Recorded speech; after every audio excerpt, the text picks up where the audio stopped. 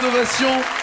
Un numéro exceptionnel à plus d'un titre parce que le répertoire, certainement l'un des répertoires les plus importants de ces 20-30 dernières années, avec sur le plateau de nombreux artistes français, vous les avez vus, lus dans la presse, vous avez vu les bandes annonces, vous pouvez d'ores et déjà les accueillir, les applaudir s'il vous plaît. Ils sont derrière, ils vous entendent, ils vont reprendre à leur compte des chansons qui ont été signées par Monsieur Paul McCartney, qui a répondu également à nos questions sur ce plateau d'ovation. Et ce soir, nous allons réserver nos ovations à la musique des Beatles. Quand même de commencer avec les Beatles et Help, chanson que John Lennon considérait comme étant la première chanson à message. Voici le nouvel album de Paul McCartney. Il fallait bien sûr que McCartney soit de la fête ce soir. McCartney qui avait une légende comme quoi il était mort. Ça c'est les fans des Beatles, chaque fois ils cherchaient à trouver un nouveau potin, une nouvelle rumeur. On fera tout d'ailleurs pour vous faire part des quelques anecdotes, des nombreuses anecdotes qui ont émaillé la carrière courte certes, mais frappante et marquante des Beatles. Première question évidemment posée à Paul McCartney, c'est de savoir d'abord cette légende sur sa mort, lui il s'en sert, mais d'où vient cette légende? Ce qui s'est passé en fait, c'est un disque jockey américain qui a vu la pochette d'Abbey Road et j'avais pas de chaussures sur la pochette. Il comprenait pas pourquoi j'étais pieds nus. En fait, il faisait très chaud en Angleterre, c'est très rare. Et en fait, ce qui était très agréable, c'est que j'avais les sandales et que je les ai enlevées, c'est pour ça que j'avais les pieds nus. Il a dit, oulala, ça c'est un signe. La mafia ou un truc comme ça. Je sais pas. Après, il a vu la plaque d'immatriculation de la voiture derrière qui disait 28IF, ce qui veut dire 28 ans si, et en fait, donc j'étais censé avoir 28 ans si j'étais encore vivant. Vous croyez ce genre de truc? C'est n'importe quoi. Simplement, c'est une plaque d'immatriculation sur une voiture, ça veut rien dire. Et il a pris tous les signes possibles et imaginables. Et il y a plein de gens qui ont commencé à le croire. Plein de jeunes, plein de fans. Et en fait, on m'a appelé, on m'a dit, est-ce que tu sais ce que l'on dit sur toi? Le disque jockey dit que tu es mort. Je savais pas quoi faire. Non, que puis-je faire? On devrait dire ce que dit Mark Twain. Les rumeurs sur ma mort sont largement exagérées. Non, je sais pas quoi faire. Je veux juste oublier. C'est pas grave, c'est juste un DJ qui raconte. Et en fait, la rumeur a commencé comme ça. Ils ont cherché des signes partout, notamment sur Magical Mystery Tour, où j'avais un badge noir. En fait, simplement, je voulais un rouge et il n'y en avait plus de rouge, donc j'ai porté un noir. On m'a dit un noir, c'est pas grave, je le porte. Ça n'a aucune importance. Je suis pas spécialement superstitieux, un peu, mais pas pour ça en tout cas. Maintenant, je porte des chaussures, ces chaussures. Simplement pour dire que je suis vivant, il n'y a plus de doute. Et sur la plaque, au lieu de marquer 28 ans, j'ai marqué « J'ai 51 ans », ce qui est une idée de mon fils. L'invité donc de cette ovation, c'est Monsieur Paul McCartney. Je vous demande d'accueillir également Monsieur Jacques Volcouve dans cette ovation. Bonsoir. Car passionnant, vous allez vous en rendre compte avec tout ce qu'il va nous raconter, mais également, j'allais dire pas fan, hein, parce qu'il faut un côté objectif, ce qui est très important. Oui. Les fans, ça frise toujours le fanatisme, des fois ils sont pas toujours objectifs. Eh oui, c'est l'abréviation, oui. Fan fanatique, oui. McCartney, la légende comme quoi il était mort, on a trouvé des signes même dans des bandes à l'envers, sur des albums, des photos, des pochettes. Il y a l'album Revolver, il y a le double blanc, il y a Abbey Road. Le Sgt Pepper avec la main sur la tête. Bien sûr, ouais. Bon. Et alors le plus amusant, c'est qu'il aura été remplacé par un sosie qui s'appelle William Campbell. Or, on le salue parce que je sais qu'il nous regarde ce soir. Merci William. Voilà. Or, McCartney habite aussi en Écosse et le village le plus proche de là où il habite, c'est Campbelltown. Comme par hasard. Voilà. Comme par hasard. Comme quoi les fans n'ont pas des mythes pour trouver des petites anecdotes comme ça. Des artistes qui ont repris des chansons des Beatles, il y en a beaucoup. Certains l'ont fait spécialement pour l'émission de ce soir. Point commun, ils savent très très bien s'en sortir avec des harmonies vocales. Point commun, ils sont 4. Voici les Powo avec Yesterday.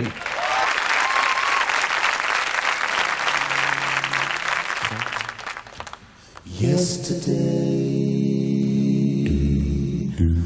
all my troubles seem so far away.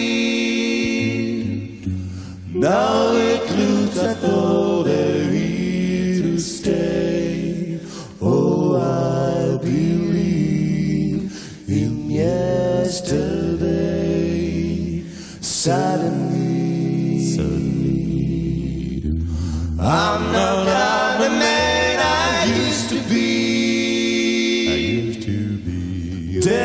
shadow hanging over me. Oh, yesterday came suddenly. Why she had to go, I don't know. She wouldn't say. She wouldn't say. I said something wrong. Now I long for yesterday. Yesterday. Love was such an easy game to play. Now I need a place to hide away. Oh, I believe in yesterday. Why she had to go, I don't know. She wouldn't say. I said something wrong. Now I long for yesterday. Yesterday.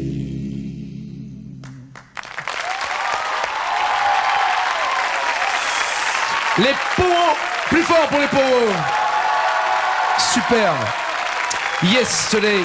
Alors moi j'ai découvert quelque chose d'extraordinaire sur Yesterday. Ouais.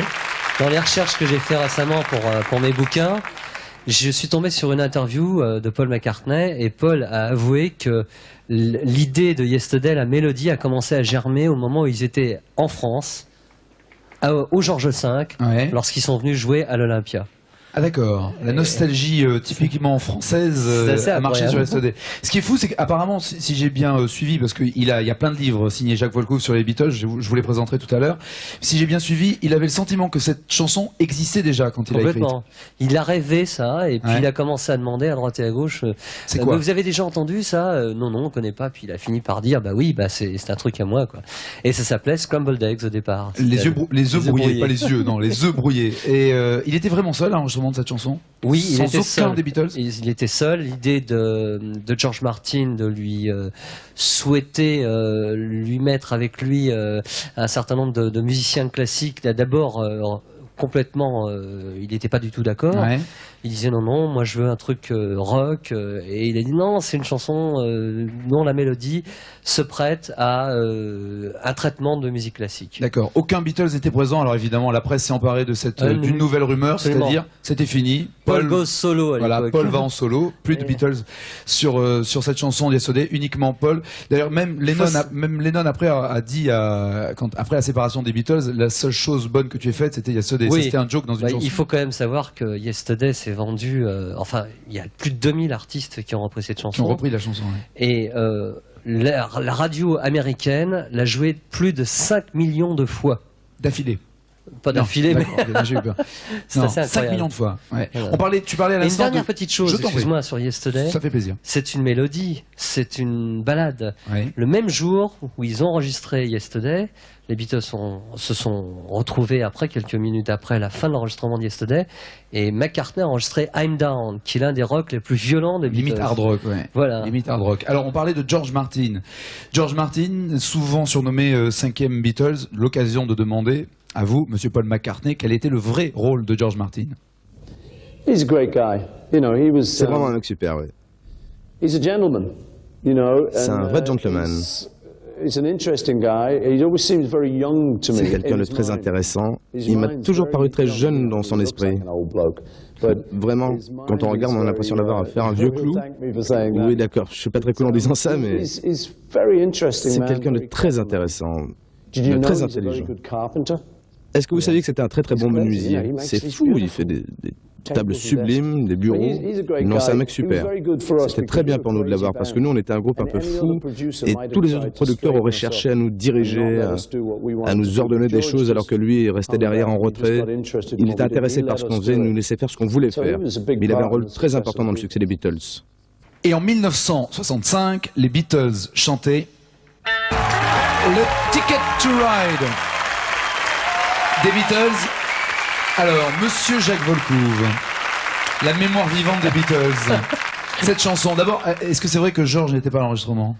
C'est vrai. C'est ça? C'est vrai, il y a eu plusieurs versions et la première version qui a été enregistrée par les Beatles, c'est Paul qui fait la guitare solo. Ouais, mais alors le principe c'était quoi? C'est qu'ils venaient quand ils avaient le temps ou ils se fâchaient ou il y en a qui faisaient la tête ou qui reconnaissaient pas la paternité de certaines chansons, ils disaient moi j'y vais pas. Pas du tout, mais en fait ils venaient et puis au fur et à mesure que les chansons prenaient leur vraie place, Ouais. hein, le groupe après retravaillait. Et rares ont été les chansons qui ont été enregistrées d'un premier jet, à part I'm Down. Ouais. Il y en a eu d'autres. On devine. Il y en a eu d'autres, mais effectivement, il leur arrivait de mettre très très longtemps pour créer certaines chansons et d'autres qui arrivaient très très spontanément. Alors Lady Madonna sur cette chanson, d'abord qui est-elle? Est-ce qu'elle existait? On cherche toujours encore une fois des anecdotes truculentes sur. Lady Madonna n'a pas existé. On connaît Madonna maintenant. Ouais. Je ne sais pas si elle s'est inspirée de la chanson pour trouver son nom. Faut lui demander. Mais effectivement, Paul en fait a composé le thème avec dans la tête des réminiscences d'une chanson de Fats Waller, qui est un vieux jazzman. D'accord. Donc il y avait quand même des références et Il y des avait connaissances ça, musicales. et puis surtout, poussées. il a voulu faire un clin d'œil, d'une part, à Elvis Presley et à Fats Domino, et il se trouve que Fats Domino a ensuite enregistré Lady Madonna. Bah, pour chanter Lady Madonna, il était normal que ce soit une lady de notre chanson française qui vienne le faire. S'il vous plaît, dans Ovation, accueillez comme il se doit Véronique Sanson, Lady Madonna.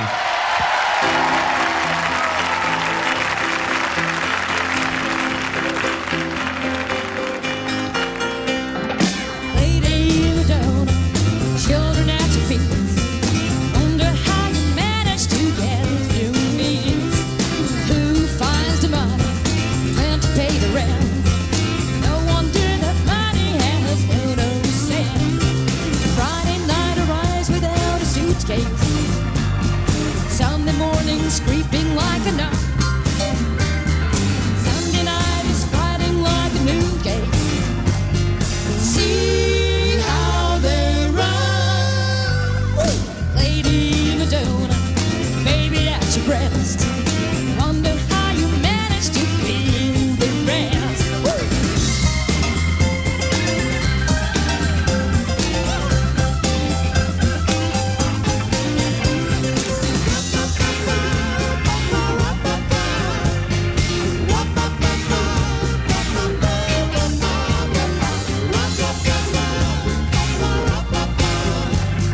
See how they run. Lady Madonna, children at your breast. Wonder how you manage to feel the rest. Lady Madonna, and children at your feet. Wonder how you manage to make ends meet. Tuesday afternoon has never ended. Wednesday morning papers didn't come.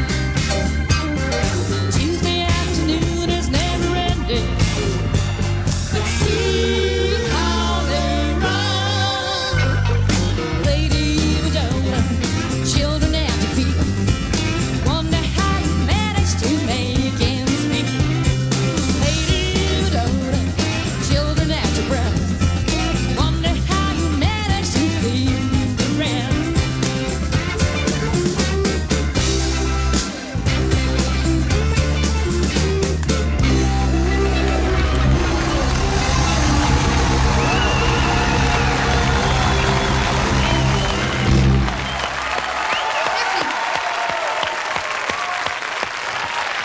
Véronique Sanson, Lady Madonna.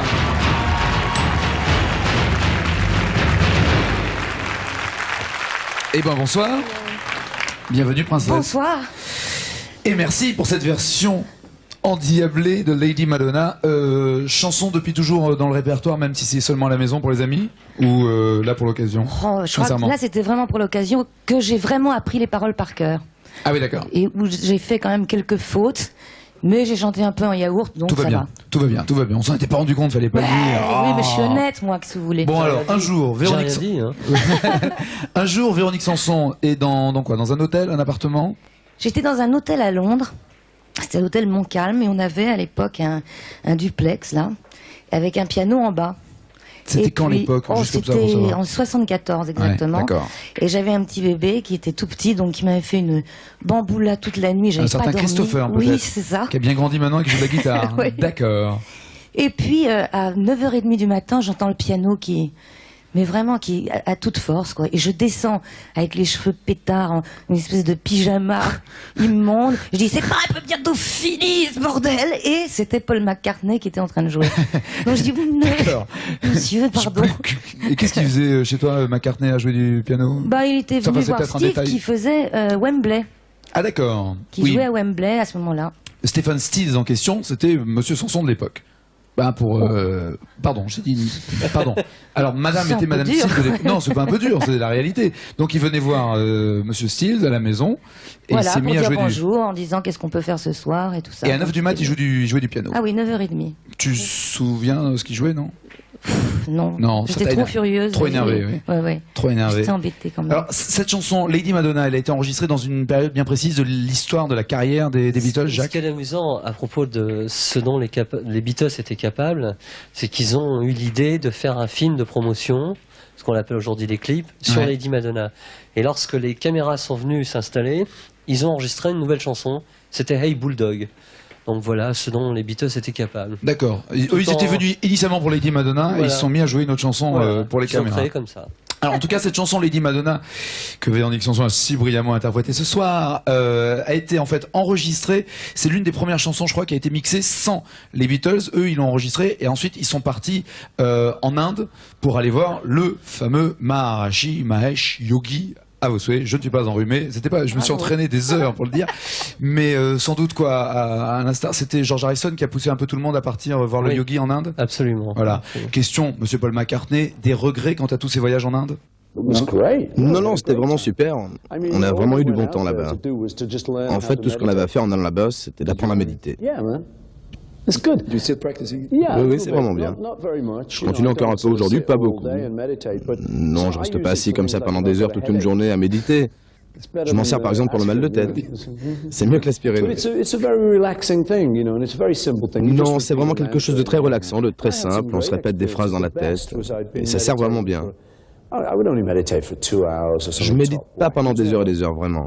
Non, c'est pas très sérieusement. Mais après une belle méditation, des fois je me sens comme une plume, comme ça. Et là, c'est vraiment bien. C'est super. C'est la seule chose que vous ayez à faire. Et en fait, ça sert à ça. À vous faire sentir bien, détendu. C'est très simple. Full on the Hill. On est resté un peu dans l'ambiance planante du Maharishi Mahesh Yogi en Inde, avec encore une fois l'un des premiers clips, j'allais dire, de l'histoire de la musique, Bah, un tournage. C'est extrait de Magical Mystery Tour, Ouais. le film Magical Mystery Tour qui a été tourné en septembre de l'année 67 et tout d'un coup il leur manquait une séquence. Alors Paul a pris l'avion et il a été détourné The Fool on the Hill Cette chanson, ouais. dans l'arrière-pays niçois. Donc c'est la Méditerranée, c'est notre soleil couchant, Voilà. et c'est notre paysage. Ça fait toujours plaisir à savoir quand même, et à découvrir. Sur ce plateau, accompagné d'un groupe qui s'appelle Liverpool, Monsieur Philippe Laville, Nowhere Man. He's a real nowhere man, sitting in his nowhere land, making all his nowhere plans for nobody. Doesn't have a point of view, knows not where he's going to. Isn't he a bit like you and me? Nowhere man, please listen. You don't know what you're missing. Nowhere man,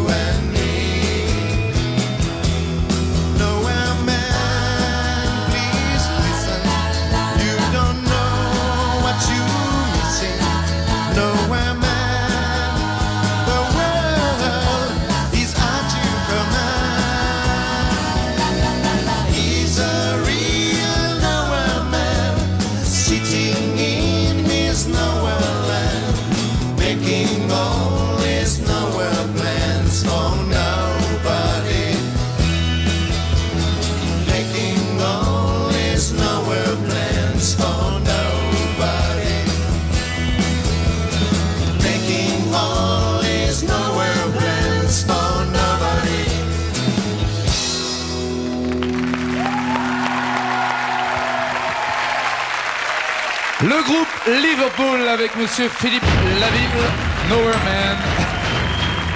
Bienvenue dans Ovation. Avec, il sort d'où ce groupe Liverpool, son expression, Philippe? Ben, ce sont des garçons très jeunes qui sont fans des Beatles. Ils viennent de Nantes. Ils viennent de Nantes. Ils viennent de Nantes. Ils sont. C'est le meilleur groupe qui joue les Beatles que je bon, connaisse. d'accord. Sauf quand ils jouent avec moi parce que je viens pourrir un peu l'ambiance. Te fais pas du mal, te fais pas du mal. Quand même, Beatles, déjà vu sur scène, déjà Oui. applaudi. Oui, vu. La première fois, c'était au Cyrano à Versailles où ils faisaient les avant-premières des spectacles de l'Olympia. Ouais. Et je me souviens des Beatles qui sont arrivés dans 2 ou 3 limousines, si je me souviens bien. Vous étiez peut-être là déjà, non? Non, non, on était bien jeunes. Voilà un Donc, truc qui sait pas, dis donc, voilà. voilà. Ils sont arrivés dans 2 ou 3 limousines et ils passaient en levée de rideau. Ensuite, il y avait Sylvie Vartan et après, il y avait Non. Trini Lopez. C'est l'inverse? Non. Et alors, Quoi, ils non. passaient... Il terminait vraiment. Ah non, pas au Cyrano à Versailles, cher Ah, ami. génial, ils sont pas d'accord. Au Cyrano à Versailles, ils sont passés en Au levée. Cyrano, Ensuite, pas il y a pareil. eu Sylvie Vartan et après, il y a eu le Trini Lopez. Et après, j'ai su que ça avait été Sylvie Vartan, les Beatles et Trini Lopez le 2e jour. Et le 3e jour, c'était Sylvie Vartan, Trini Lopez et les Beatles. En tout cas, celui qui remportait le succès tous les soirs, c'était Trini Lopez. Oui, mais ils ont fini l'Olympia en 2e partie. Mais quoi, les Beatles au début, ils avaient du succès ou pas en France? Enfin, la première fois où ils sont venus en France? Non. On savait pas ce que c'était que les Beatles en France. C'était pas le carton, quoi. C'était pas les cris, Il c'était a pas fallu les attendre délires. 65 pour que ça commence à En 65. le Palais des Sports, quand on voit d'ailleurs le document réalisé par Jean-Christophe Averty, là ça commence à déménager.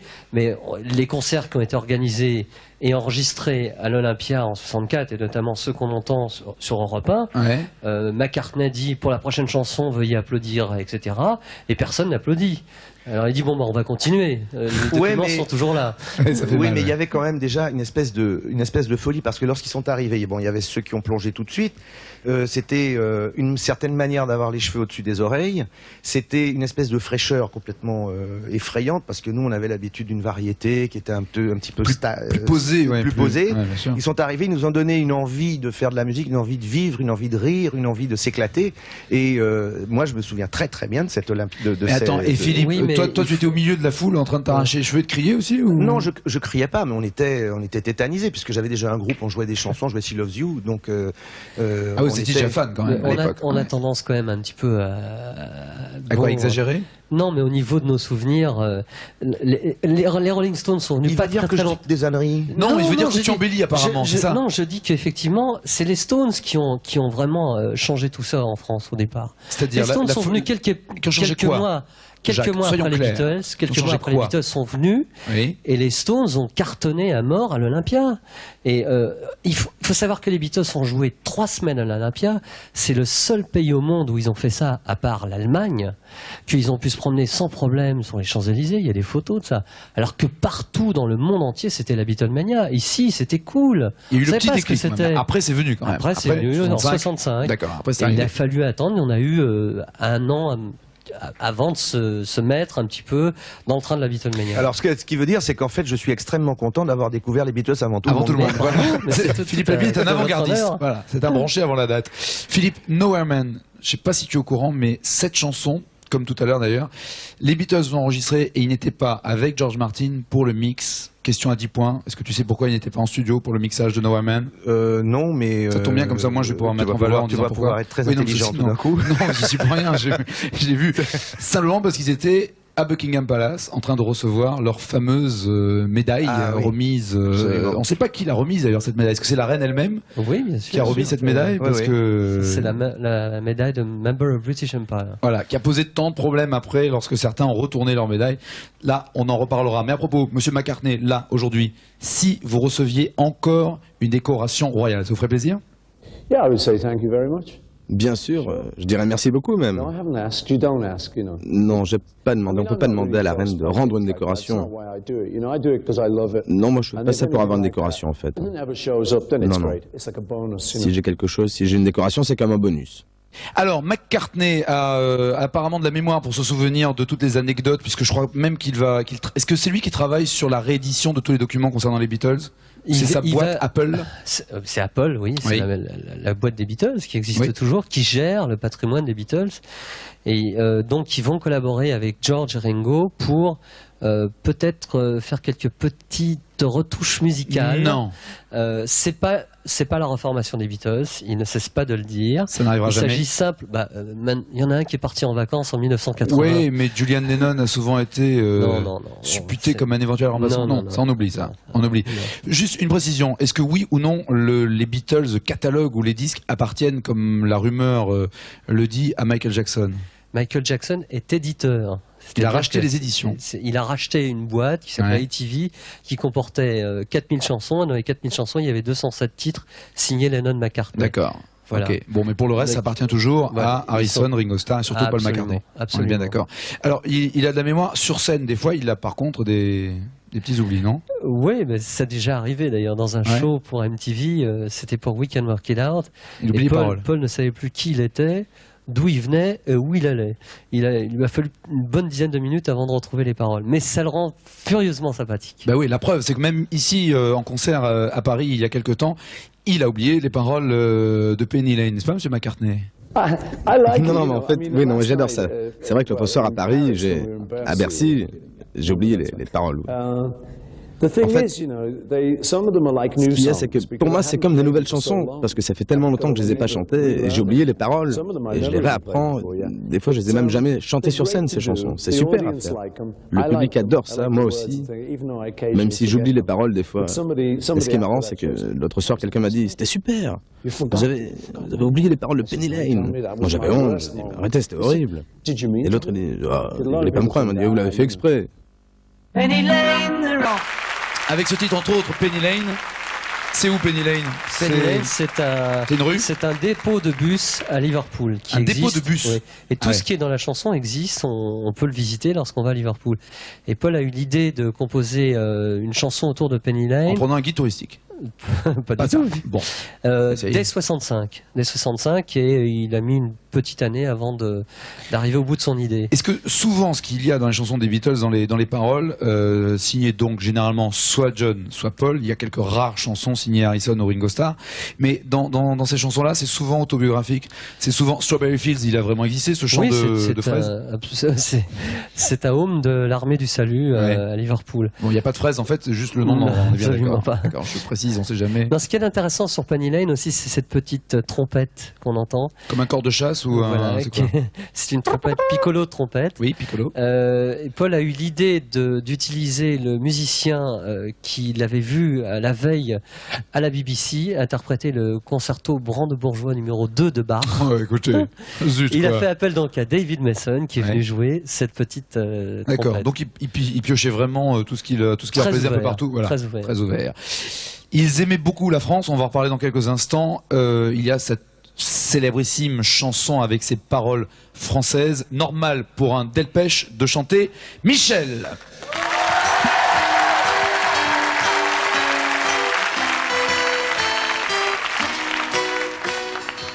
Michel, ma belle, these are words that go together well.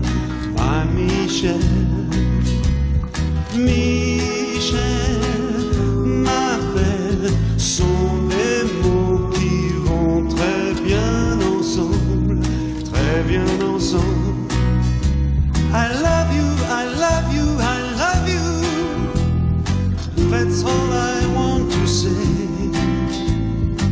Until I find the way, I will stay. The only words I know that you understand. Michel, ma belle, sont des mots qui vont très bien ensemble, très bien ensemble. I need you, I need you, I need you. I need to make you see what you mean to me. Until I do, I'm hoping you will know what I mean. I love you.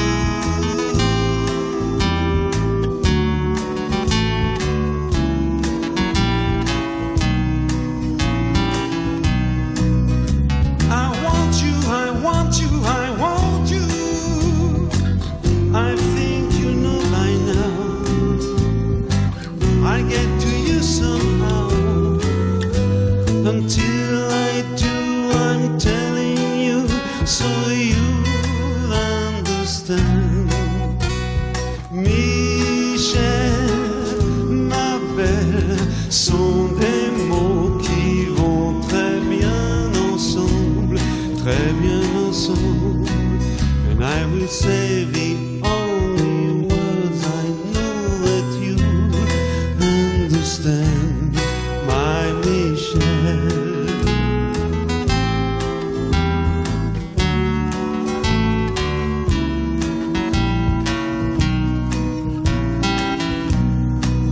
And I would say the only words I know that you understand, my Michelle.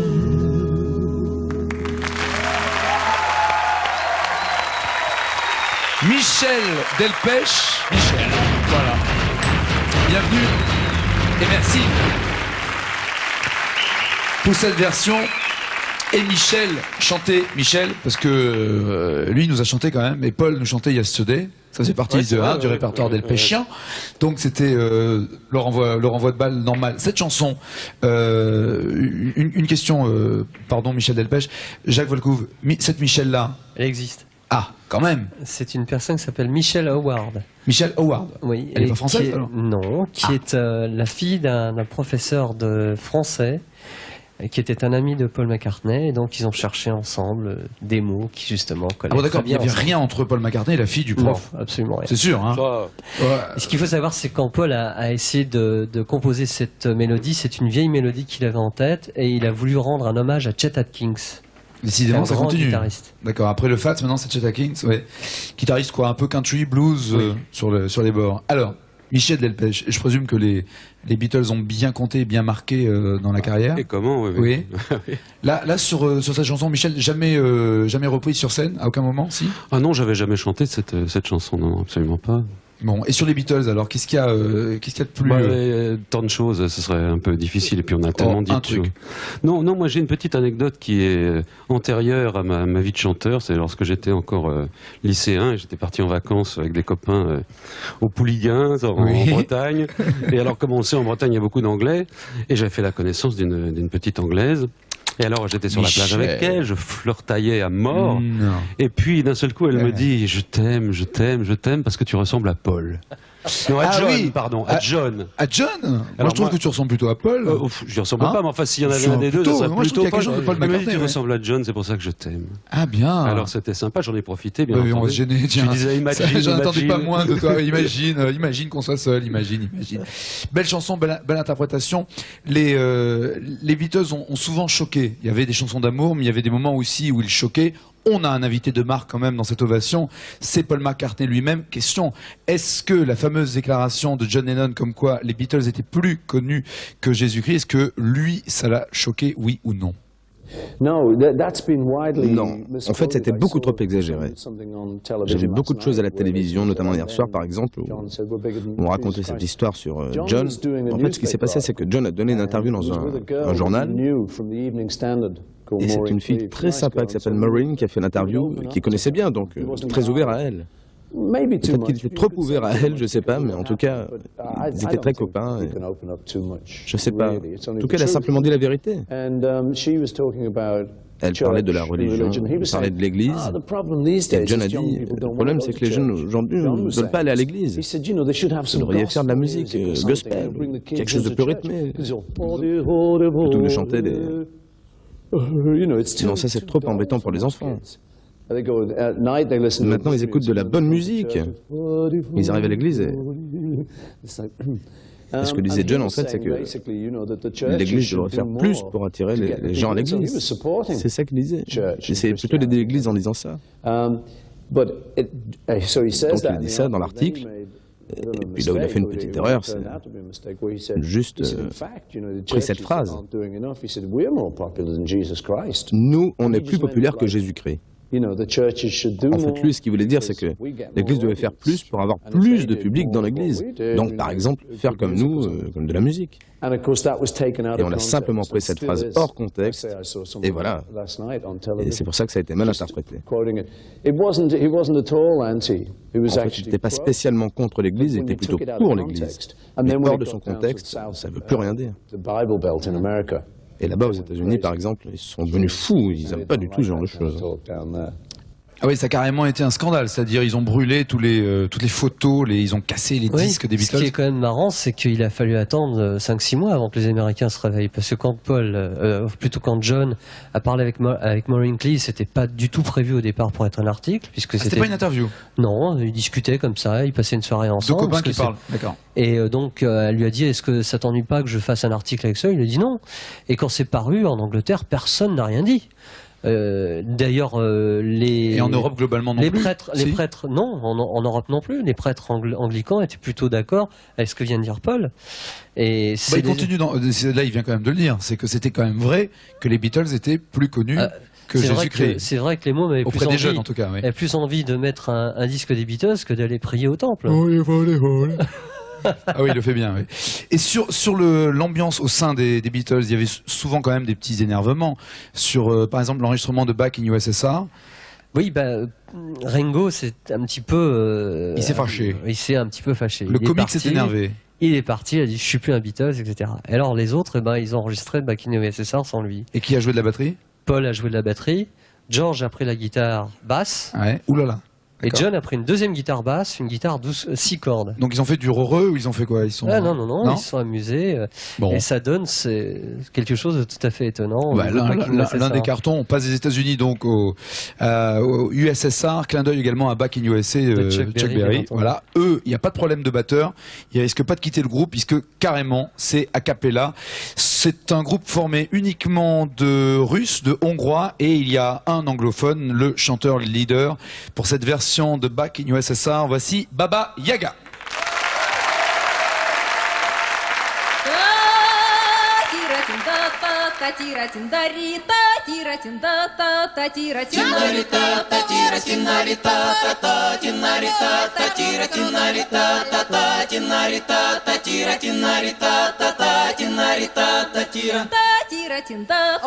From Miami Beach, USA, didn't get to bed last night. All the way the paper bag was on my knee, and I had a dreadful flight. I'm back in USSR. Don't know how lucky you are, boy. Back in US, back in US, back in USSR. Well, the Ukraine girls really knock me out. They leave the West behind. Moscow girls make me scream and shout. Georgia's always on my mind.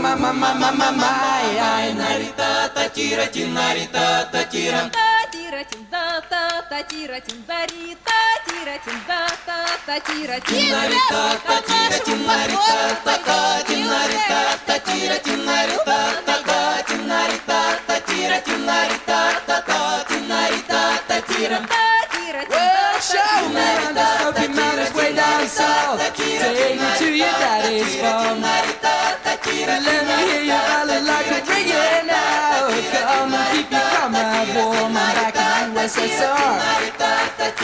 Don't know how lucky you are, boy. Back in US, back in US, back in USSR. Baba Yaga.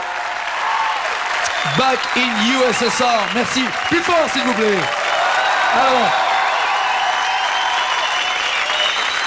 Et sur l'album des Baba Yaga, il n'y a pas que des reprises, il y a également des chansons bien à eux.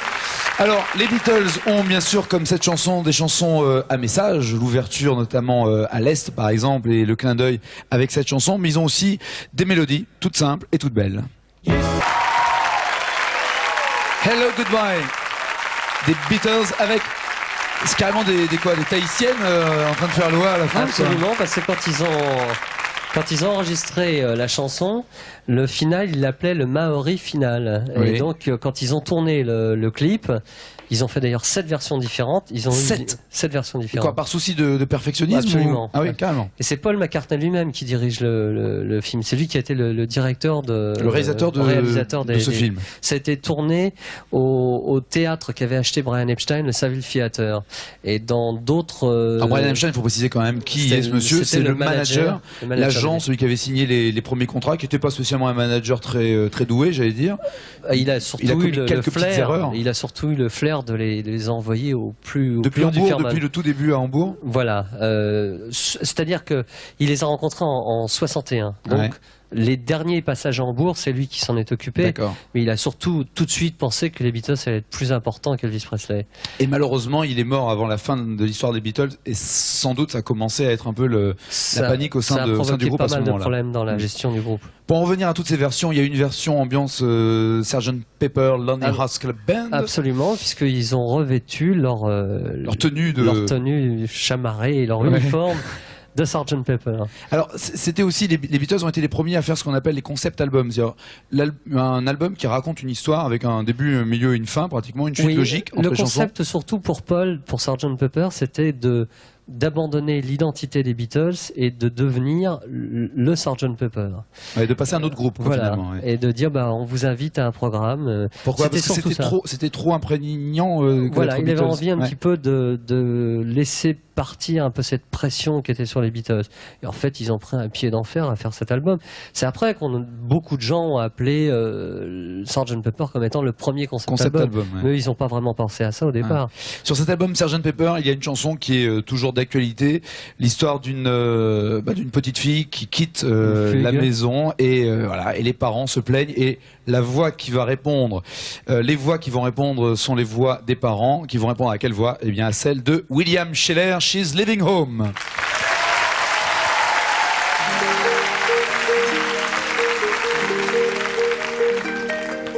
Wednesday morning at 5 o'clock, at the day begin. Silently closing her bedroom door, leaving a note that she hoped would say more. She goes downstairs to the kitchen, clutching her handkerchief. Quietly turning the back door key, stepping outside, she is free.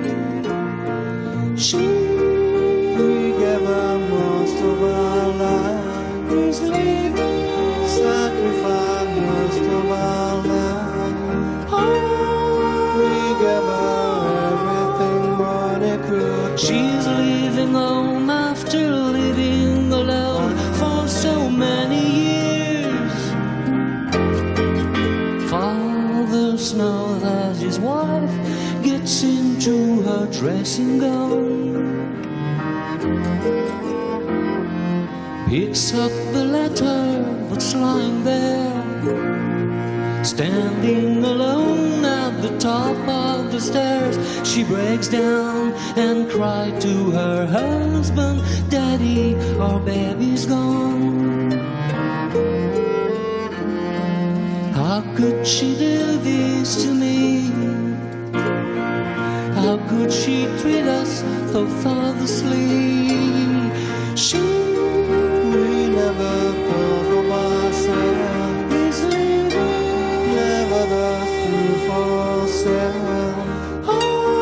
We're strong and hard all our life together. She's leaving home after living alone for so many years.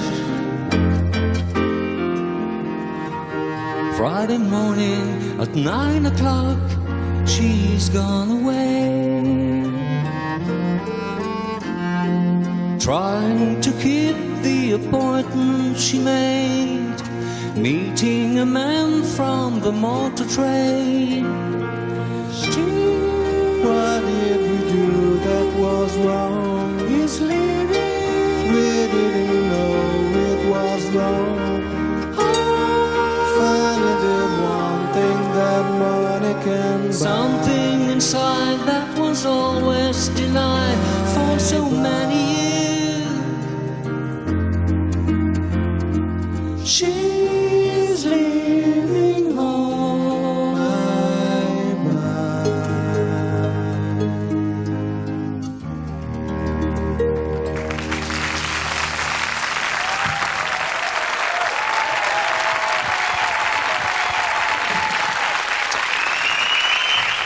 William Sheller avec pas devant et Seco pour les voix derrière. Et applaudissez s'il vous plaît la beauté du jeu de la harpe du violoncelle. Ah oui, sublime. Sublime. Très très beau arrangement. C'est vrai que les Beatles aussi, à la base, aimaient bien mélanger tous les instruments. Monsieur William Sheller, comme vous, monsieur William Sheller. C'est de leur faute. Oui, Je veux dire, si c'est j'ai vrai. fait ça, oui, bien sûr. Moi, j'étudiais le classique et puis, je sais pas, quelque part, je m'embêtais un peu. C'est bien le classique, ouais, c'est intéressant. Et puis d'un autre côté, j'avais quand même une formation qui était plus du côté jazz et du côté rock, du côté de mon père. Enfin, il y avait j'étais un peu partagé, déchiré, le cul entre deux chaises. Voilà. N'ayons pas peur de nous. Et quand les Beatles sont arrivés, ils ont proposé une chaise différente. Je me suis assis dessus. Enfin, tout La de suite. chaise du milieu. Ouais. Ben oui, quelque chose de différent. Et je me suis dit bon, maintenant va sur les routes. T'as appris des choses, mais ces choses, il faut qu'elles servent aujourd'hui. Si tu veux être un musicien, bah, sois utile à la musique d'aujourd'hui. Et là, je suis parti sur les routes avec des groupes, enfin. Alors, ce qu'il faut dire, William, quand même, pour être très franc, c'est que là, évidemment, c'est l'histoire et c'est la vraie histoire de William Sheller. T'es quand même bien placé pour le dire, mais concrètement, il y a eu un vrai déclic, c'est-à-dire que tu faisais des études, tu postulais même au prix de Rome, ce qui est quand même la chose la plus importante quand on fait des études classiques. On est bien d'accord. Et au moment de franchir le seuil, j'allais dire de faire le pas final pour arriver à ce prix de Rome, il y a eu le déclic. Tu as dit non, j'y vais pas. C'est très précis, à cause des Beatles. Ouais, à cause des Beatles. En une journée, en un seul album, c'est un peu avant Sgt. Pepper, je les ai connus tard, les Beatles. Je connaissais les Beatles, mais pour moi, au début, ça avait un peu le son des Everly Brothers. D'ailleurs, ils s'en sont pas cachés de dire qu'ils avaient eu une influence des Everly Brothers. Et quand j'ai entendu Help, je l'ai entendu assez tard, parce que tout de suite après sortait Sgt. Pepper. Ouais. Là, coup sur coup, j'ai eu 2 albums qui m'ont fait dire lâche tout, va vivre. Alors qui a eu le premier, Jacques, les idées comme ça des fois de mettre carrément des bandes à l'envers, de mélanger les instruments? George Harrison est venu avec ses sitars et ses instruments hindous. Mais, oui, d'autres avec leur corps de chasse. Indien, pardon, oui, c'est hindou, c'est exact. C'est vrai qu'il y avait de leur volonté de toujours s'ouvrir, d'essayer d'aller plus loin. Et George Martin a été en cela quelqu'un où il était très très ouvert. Il écoutait ce que on lui proposait et ils n'hésitaient pas à faire des trucs fous. Parfois, ils ont tiré des câbles de la cave des studios d'Abbey Road jusqu'au 4e étage pour obtenir un son particulier. Le son de la cave. C'était assez incroyable. Mais George Martin n'a pas toujours été présent. Et dans le cadre de She's Leaving Home, eh bien Paul un jour téléphone à George Martin et il était occupé avec un autre musicien. Alors il a appelé un autre arrangeur qui s'appelle Mike Linder, qui a donc fait les arrangements de She's Leaving Home, et il a été payé une misère. Il a été payé 18 livres sterling. Aïe, ouais. Ça c'est pourquoi? Parce que un peu rapia sur les bords ou... Non, mais bon, on lui a donné un cachet comme ça. Il a dit merci, basta. il est parti. Et c'est la première fois qu'une musicienne, une harpiste, est venue jouer. Elle s'appelait Sheila Brandberg, et c'est la première fois qu'une femme a joué sur un disque des Beatles. D'accord, ah oui. Donc beaucoup de valeur. À propos de femmes, justement, quelle était l'importance des femmes au sein des Beatles? On a souvent dit que s'il y avait séparation, Yoko Ono et Linda McCartney y étaient un peu pour quelque chose. Je crois que ça a eu une importance, mais c'est pas. Il y a eu un faisceau de choses qui ont provoqué la séparation des Beatles. Mais essentiellement, c'est le show business qui les a séparés. C'est qu'ils n'existaient pas en tant qu'individualité, ils n'existaient qu'en tant que groupe. Alors quand on vend des millions et des millions de disques comme ils l'ont fait à travers le monde, à un moment, ils ont envie de savoir ce qu'ils ont chacun sur leur compte en banque. Ils n'existaient pas. Ouais. Ils existaient qu'en tant que Beatles. Les femmes ont chacune voulu développer le charisme et la personnalité de leurs époux respectifs. Ben, ça prouve qu'elles les aimaient. Oui, logique. Monsieur McCartney, à quoi sert Linda? Yeah, it's she mainly is harmonies. En fait, ce qu'elle fait, ce sont des harmonies. Donc, ce qu'elle fait, elle double la voix, on fait les harmonies ensemble. Et en fait, c'est quelque chose de très intéressant pour notre travail. Et en fait, des fois, j'essaie de travailler avec d'autres. Et des fois, les gens disent oh là là, c'est pas la plus grande chanteuse de la Terre, mais en fait, c'est souvent quand je travaille avec d'autres personnes qu'on avait des harmonies qui étaient moins intéressantes. Par exemple, Michael Jackson lui-même a demandé à Linda de venir faire des harmonies sur le disque. Donc la voix de Michael Jackson, la voix de Linda et la mienne, très intéressant. Sinon, elle joue du clavier, donne du rythme. Elle est aussi Pum Pum Girl. Voilà, au moins il le reconnaît, elle est là pour aussi mettre de l'ambiance et aider Paul McCartney sur scène. Il y a, on a souvent accusé McCartney de vouloir être la star du groupe et Lennon de vouloir plutôt se servir du groupe, j'allais dire, pour faire passer des messages et pour servir à quelque chose socialement parlant ou culturellement parlant dans le monde entier. Oui, c'est vrai. Oui, mais il y a eu aussi les deux autres, George Harrison et Ringo Starr. Alors bon, alors le rôle de chacun dans le groupe. Est-ce que d'abord Ringo Starr et George Harrison avaient autant d'importance que Lennon-McCartney? Chacun a eu une importance énorme à un moment ou à un autre. Et sans George, sans Ringo, les Beatles n'auraient pas été les Beatles. Lorsque les Beatles sont arrivés pour la première fois en 64 aux États-Unis, le Beatles le plus populaire, c'était Ringo Starr. Il y avait même des badges qui étaient vendus Ringo for President. Oui.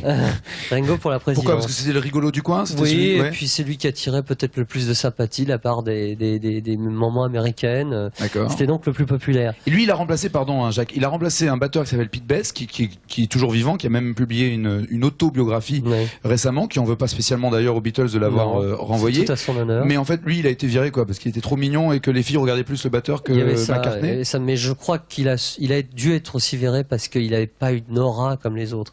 Il n'avait pas l'humour des trois autres. Ça a été très important. Les Beatles n'arrêtaient pas de se mettre en boîte, de mettre en boîte les journalistes, et ils se prenaient pas au sérieux. Ça a beaucoup changé depuis. Okay. Alors le rôle d'Harrison dans cette histoire, Harrison, c'était aussi le beau ténébreux. Et puis tu l'as dit, c'est l'importance de la musique indienne. Et aussi à son niveau, il s'est hissé à un moment ou à un autre au même degré de qualité de composition que celle de John Lennon et Paul McCartney. Il y a des chansons comme Something ou While My Guitar Gently Weeps ou Here Comes the Sun. Ce sont de superbes chansons. Ok. Alors il y a une chanson et McCartney encore une fois sacrifie à son habitude de marquer carrément dans les textes la vérité vraie. C'est-à-dire il a envie d'être une star. C'est ce qui est dit dans les paroles de cette chanson interprétée par, s'il vous plaît, merci de les accueillir, les Innocents, Drive My Car. Dans Ovation.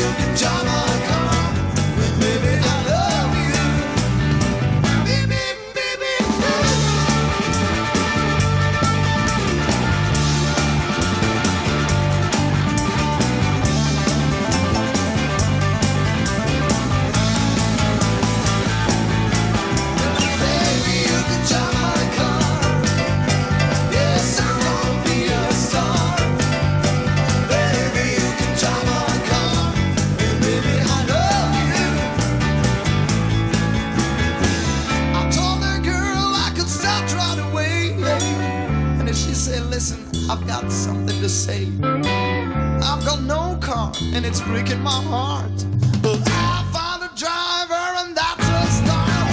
Baby, you can drive my car. Yes, I wanna be a star.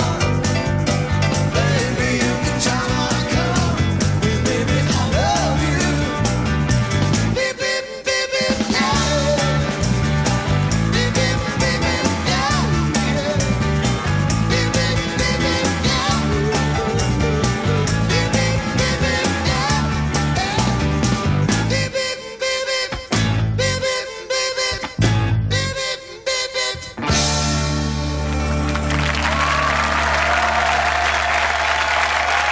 Les Innos. Merci messieurs. Les Innocents, Drive My Car. Chanson qui elle aussi est à marquer d'une pierre blanche dans l'histoire de tous les titres des Beatles. Ah oui, Hein, c'est Jacques un enregistrement nocturne. C'est-à-dire Nocturne. Pourquoi? Parce que normalement ils étaient tous diurnes. Non, mais vraiment, ils ont commencé à partir de Drive My Car à enregistrer à partir de la fin de l'après-midi jusqu'au petit matin. Et c'est la première chanson qui leur a pris une bonne partie de la nuit. D'accord. Je vous le fais quand même, mais bon, vous le savez, on vous les a déjà présentés, je vous les représente. Le live album Paul is Live, il est vivant. Explication qu'il a faite en tout début d'émission. Et si vous voulez la totale sur les Beatles, il y a les 2 CD, double bien sûr, le rouge et le bleu. Anecdote également concernant ces CD rouge et bleu. Bien, ils sont doubles en CD, mais bon. On a eu beaucoup de difficultés à les avoir en CD parce que Apple n'était pas d'accord de les sortir tout d'abord parce que le rouge pouvait sortir sur un seul CD. Un seul CD pouvait contenir les deux disques. Donc ils auraient pu ne pas être doubles, quoi. En fait. Voilà. Et le bleu, par contre, c'était pas possible. Alors il y a eu une longue discussion entre Apple et la maison de disques EMI. Il y a un gros problème de droit, hein, j'ai l'impression aussi. Tous les. Bon, mais tous les albums des Beatles sont disponibles. Je finis ma phrase, Jacques. Sont incroyable, sont disponibles en CD. Voilà ce que je voulais dire. Je voulais dire que c'est pas Michael Jackson qui a imposé le prix sur ce CD. D'accord. Au moins ça c'est Apple. Ça c'est clair. Juste pour le plaisir, un medley de quelques chansons des Beatles. Voilà, comme ça, parce que ça fait toujours du bien d'entendre les Beatles, de les écouter même. Cette chanson Get Back, Monsieur Jacques Volco. Elle est pas, enfin moi c'est pas ma tasse de thé parce que si on écoute bien les paroles quand même dedans, il dit Pakistanais qui vient piquer le travail. Non, pas cette version-là, c'était la version embryonnaire. Oui. C'était la version maquette. Bon. Ils sont partis sur une idée un petit peu amusante comme ça. Le Get Back, c'est pas reviens, je t'aime, c'est plutôt.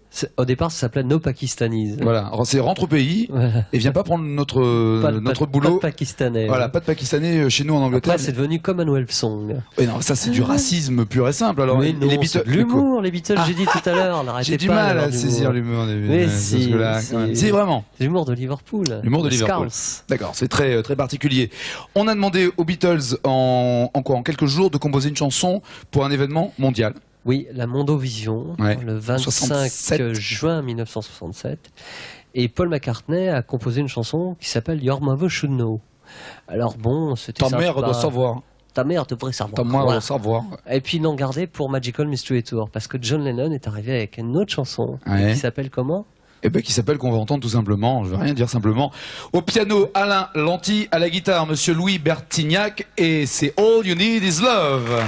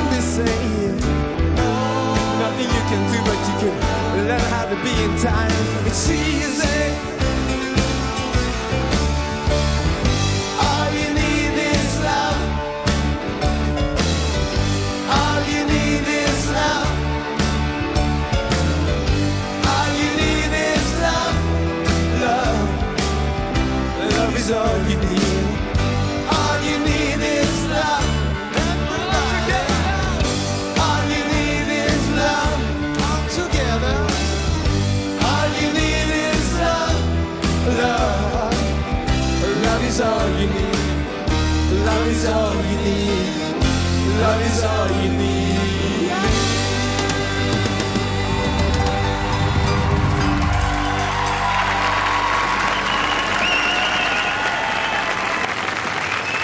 Louis Bertignac, Alain Lanty et le groupe Liverpool dans les chœurs pour All You Need Is Love. Encore plus fort s'il vous plaît. Merci pour eux. T'as raison Louis. Alors ça faisait partie aussi de la grande vague, j'allais dire un peu peace and love, dont les fameux bed-in de Yoko Ono et de John Lennon quand ils s'installaient dans leur lit. Yoko Ono et John Lennon, les bed-in, c'est après. C'est 2 ans après. Quoi. Oui, c'est après, mais enfin c'était quand même le début, on peut pas dire Là, non plus. c'est l'été des hippies, c'est les flower power. Ouais, mais lui ça l'a bien marqué quand même, ça a plus marqué John Lennon que Paul à la limite. Le côté peace and love, non? Oui, enfin bon, je crois que c'est ça. John disait, Oui. les Beatles étaient avec tous les groupes des années 60 dans un bateau, et nous étions dans la vigie. Donc nous étions les premiers à voir ce qui se passait, et bon, tout le monde après, vous voyez, dans la seconde, quand on disait il y a la Terre arrivait tout de suite après. Ça veut dire que tout le monde ressentait à peu près les choses au même moment. Il était normal quand on a Paul McCartney sur le bateau d'Ovation de lui demander évidemment quelle est la vraie fin des Beatles. La vraie fin des Beatles, c'est qu'en fait on s'est rencontrés, on parlait de l'avenir du groupe des Beatles et John a dit, je voulais pas vous le dire mais j'arrête le groupe. Et c'est ce qui a fait en fait que le groupe s'est séparé. Est-ce que vous étiez triste? Évidemment, oui. Lui voulait partir avec Yoko Ono, et il voulait dire je ne veux plus jouer avec les Beatles maintenant. C'était un vrai choc pour moi. On a essayé pendant 3-4 mois après cette nouvelle, on essayait de tout faire pour rester ensemble, mais visiblement ça ne pouvait pas marcher. Après le choc, on a tous réalisé qu'il y avait peut-être une vie après les Beatles. Et peut-être qu'on pouvait faire enfin notre propre matériel. Et en fait, moi je suis content, parce que j'ai fait plein de trucs très intéressants depuis la fin des Beatles. En fait, des fois, j'ai même joué devant plus de public qu'avec les Beatles. J'ai même vendu plus de disques, donc c'est plutôt bon maintenant pour moi. Donc en fait, maintenant, j'ai pas trop de regrets, j'ai pas trop de mauvais souvenirs. Le temps s'en occupe de ces mauvais souvenirs. Maintenant, sur scène, je chante beaucoup de chansons des Beatles. Ce sont mes chansons. Elles n'appartiennent pas spécialement aux Beatles, je les ai écrites ces chansons. Et la plupart des chansons que je chante sur scène sont des chansons écrites sans John. Donc c'est plutôt mon répertoire, c'est une partie de ma carrière. Ça serait triste de ne pas le chanter sur scène simplement parce que c'était les Beatles. Voilà, je vous demande d'applaudir Monsieur McCartney d'avoir eu la gentillesse de nous donner ses impressions, l'historique et la totale, parce qu'il se fait rare en télévision, il se fait rare dans les émissions, et nous, ça nous a fait bigrement plaisir. Alors, Jacques Volcouve, la mémoire vivante des Beatles, qui a agrémenté toute cette émission de toutes ces anecdotes, il écrit beaucoup, énormément, et des bouquins de très très beaux livres avec de sublimes photos. Alors il y en a 2. Ça, celui-ci, le blanc là, il est déjà plus ancien. Hein, il date de l'année dernière. Voilà, il est plus ancien. Là, il est beaucoup plus récent. Par contre, il vient juste de sortir. La photobiographie des Beatles. Et puis, puisque nous étions avec le Polo, paroles et musique, Paul McCartney, de très très belles photos que l'on a vues avec un monsieur très bien qui s'appelle Michel Dubreuil. Voilà, que nous saluons car je sais qu'il nous regarde. Et ce sont de sublimes livres. Voilà, en plus des CD, c'est bien d'avoir des photos et des documents. Et puis vous mettrez dans un coin la cassette d'Ovation. Merci Jacques Volcouve. Merci à toi. D'avoir amené toutes ces anecdotes dans cette émission. Encore merci à monsieur Paul McCartney de nous avoir accompagnés tout au long de cette soirée. Et il était normal que nous demandions à tous les artistes qui ont été présents dans cette ovation de faire un dernier bye-bye aux Beatles. Hey Jude, don't make you bad. Take a sad song and make it better. Remember to let her into your heart. Then you can start to get it better. Hey Jude, don't be afraid. You were made to go out and get it. Ooh, the minute you let her into your skin, then you begin to make it better. Anytime you